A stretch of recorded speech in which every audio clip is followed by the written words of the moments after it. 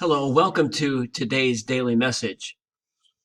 Today we observe Dr. Martin Luther King Jr. Day. And on this day, we remember his legacy of nonviolence and peace in pursuit of economic and racial justice.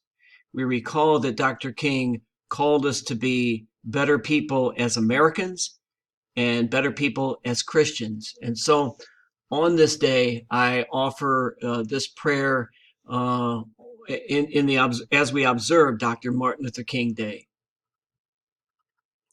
Holy God, today we remember Reverend Dr. Martin Luther King Jr.'s struggle for equality, justice, and dignity for African Americans that inspired so many other reform movements that seek to highlight the plight of the oppressed in society.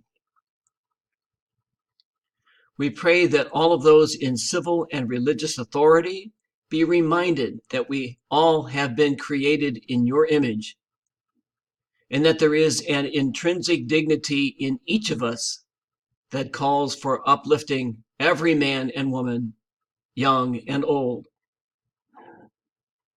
We pray that your Holy Spirit remind us all that you show no partiality with regards to nationality, race, ethnicity, or gender, and to do so is to go against your great commandment of love toward one another.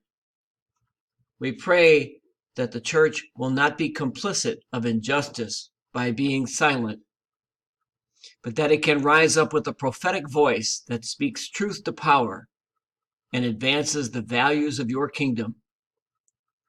We pray these things in the name of our blessed Redeemer, Jesus Christ.